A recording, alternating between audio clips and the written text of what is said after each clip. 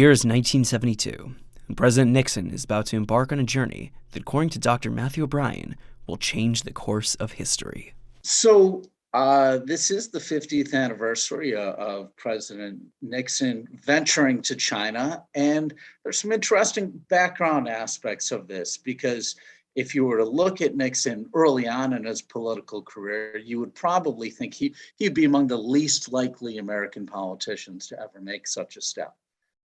Nixon really came into the House of Representatives in the late 1940s as an avowed anti-communist at a point where the Chinese communists were still fighting with the Chinese nationalists. And so he really made his name in the anti-communist cause and was not shy about blaming the Democratic Party for so-called losing China in that way, in the Chinese victory.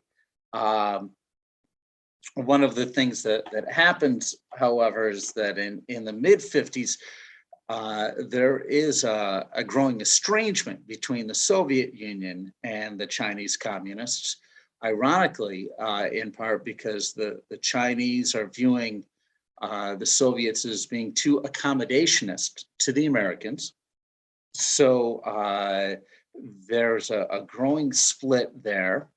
And it's one that the Americans are only belatedly aware of. But by the late 1960s, it's increasingly apparent that that Mao and Brezhnev are seeing things very differently. And onto that stage steps Henry Kissinger, one of the great practitioners of realpolitik. And Kissinger is seen as being very adept and not fettered by consistency to any particular political principles. So Kissinger steps in as the the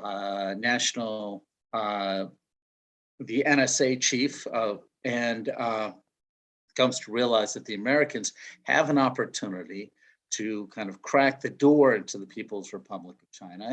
And up until this point, China really had been sealed off.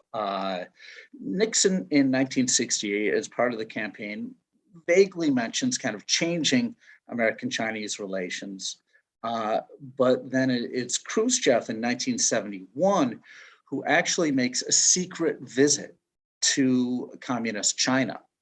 And there begins to talk about kind of cultivating a relationship there. Now, up until that point, there hadn't been literally pictures of communist China for Americans for over 20 years. So China had really been sealed off there. There were no diplomatic relations, but this represented the kind of opportunity that, as a practitioner of realpolitik, Kissinger found too good not to take up.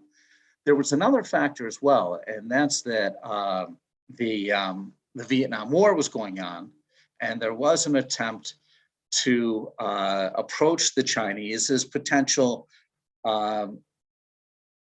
helpful party, a third party that might be able to facilitate the end of the Vietnam War. This is something that even Nixon was thinking about at this point. And so Kissinger makes this secret visit through Pakistan to get to China and meet with the Chinese communists. And then after returning, it's successful enough that Nixon really shocks people in July of 1971 by announcing that he would be making a trip to the People's Republic of China. So he does that. He goes over for a week and he visits 3 different Chinese cities. He meets with Mao once. Unbeknownst to him, Mao was not in good health. He had been hospitalized before that. But Nixon manages to kind of open the door to things. Interestingly, 3 months after going to the People's Republic of China, Nixon actually travels to Moscow. and meets with the Soviets. So this is one of those cases where he's actually almost pitting the two Chinese powers off against each other. Again, probably the effect of